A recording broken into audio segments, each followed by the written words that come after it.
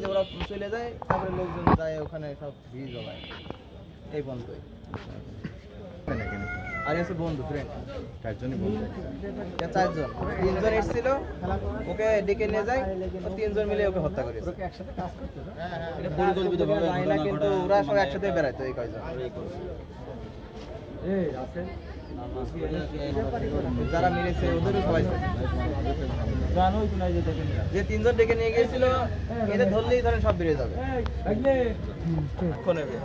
কোনো যেখানে যাবো ধরা পড়বে। কোনো ঝিনাইদহ ব্যাপারীপাড়া জীবন নামে একটি ছেলেকে নৃশংসভাবে কুপিয়ে হত্যা করেছে বলে আমরা জানতে পেরেছি। আসলে কীভাবে জীবন নামে এই ছেলেটির হত্যা হলো বা মারা গেল সে সকল বিষয়ে একটু জানবো। ভাই আসসালামু আলাইকুম, আপনার নাম? আমার নাম মোহাম্মদ সোহাগ। জীবনকে চেনেন আপনি? জি, জীবনকে চিনি। জীবনের বাসা হচ্ছে কালিকাপুর নগদ স্টোরের পিছন সাইডে বাসা। আর ও যাদের সাথে মেশে, মানে বেশি সময় ব্যাপারী পাড়ার ছেলেমেয়ের সাথে মেশে, মানে রাত হোক দিন হোক সবসময় এলাকায় থাকে ও। তো আমরা আগে ওখানেও থাকতো, ওরা মানে ওখানে বসবাস করতো, ওখান থেকে স্থানীয়ভাবে এখানে চলে আসে কালিকাপুর বটতলা আপনার নগদ স্টোর এখানে। বিকেল টাইমে কিছুক্ষণ আগে 3টা ছেলে, আমরা যতটুকু জানি যে 3টা ছেলে ব্যাপারীপাড়া থেকে ওই এলাকায় যায়, নগদ স্টোরের ওখানে এসে ওকে ডেকে নিয়ে যায় ব্যাপারীপাড়ায়। নিয়ে যাওয়ার পরে যে আমরা শুনতে পাই যে কিছুক্ষণ পরে যে ওখানে মারা গেছে জীবন। তা আবার ওখানে কিছু মহিলাদের জিজ্ঞেস করলাম ভাই, তারা বলছে যে কীভাবে মারা গেছে, যে 2টা ছেলে ওর হাত পা চেপে ধরেছিল, আর একটা ছেলে ওর বুকের উপরে বসে মানে নৃশংসভাবে হত্যা করেছিল, মানে মারছিল ছুরি। যারা দেখেছিল তাদের এই বলতে আমি ব্যাপারীপাড়া আপনার যে শাপলা চত্বর আছে, শাপলা চত্বর থেকে একটু হালকা মানে সামনে বউবাজারের রাস্তার দিকে, ওই যেটা আপনার বন্ধ দোকান থাকে, ম্যাক্সিমাম সময় বন্ধ থাকে, ওখানে ঘটনাটা হয়েছে। ওরিয়েন্টাল স্কুল পার করে আনুমানিক 4টা হবে, 4টার দিকে। জীবন পেশায় কি করতো?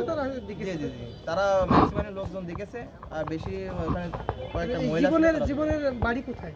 জীবনের বাড়ি আপনার যে কালিকাপুর বটতলা থেকে নগদ স্টোরে।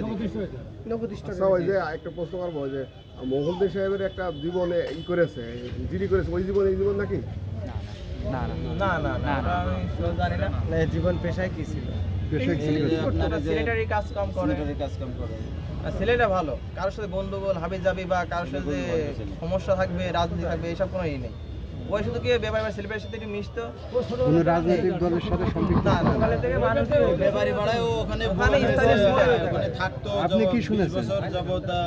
আমরা এখানে এসে যে ঘটনাগুলো দেখছি এটাই, এবার ভাই যে বর্ণনাটা দিল এইটাই আমরা সবাই চিনি, দেখছি।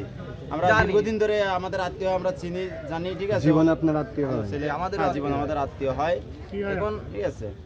এই যে ভাইয়ের বোনের ছোট ভাই, ওই জীবন ভাইয়ের বড় ভাইয়ের সাথে ভাইয়ের। জীবনের বাবার নাম কি? রাজবাড়ি। কারোর সঙ্গে কোনো বিরোধ ছিল এরকম কিছু জানেন নাকি? না না, ওরকম জানি না, কোনো বিরোধ বা কোনো কিছু না। আমরা এটা জানি যে ব্যাপারীপাড়ার ছেলেপেলের সাথে বেশি উঠা বসা চলাফেরা এটাই। যারা যারা মেরেছে ওখানে থাকতো ব্যাপারী পাড়ায় গত 20 বছর কাউকে চিনেছেন বা তাদের নাম কেউ বলেছে নাকি? এবং একজনের নাম শুনেছি শিমুল নামে, একজন শুনেছি শিমুল নষ্ট শিমুল বলে যাকে বলে, তার সাথে আরো 2জন এসেছিল, এটা আমরা শুনেছি। তার সাথে কারা ছিল, তাদের বাসা কোথায় এমন শুনতে পেরেছেন নাকি? সবাই বলছে যে ব্যাপারীপাড়াই তাদের স্থানীয় বাসা। যারা এই ঘটনার সাথে জড়িত তাদের বাসা সবারই বাড়ি আছে আপনার ব্যাপারী পাড়াই। সবুজ হত্যাকাণ্ডের সাথে যারা জড়িত তাদের বাসা সবারই ব্যাপারী পাড়ায়। নষ্ট শিমুল নামে একজন নাম আমরা শুনতে পেরেছি, বলেছে জীবন ভাইয়ের বড় ভাই। কালিকাপুর আপনার যে নগদীশ্বর এখানে যারা এসেছিল, যারা দেখেছে তারাও সবাইকে চেনে, ওই যারা এসেছিল তাদেরকে সবাই চেনে। যারা হত্যা করেছে এদের সবাই চেনে? হ্যাঁ, সবাই চেনে, মানে সবার ফেস চেনে, প্রায় আসা যাওয়া, ফেস পরিচিত সবার, প্রায় আসা যাওয়া করতো।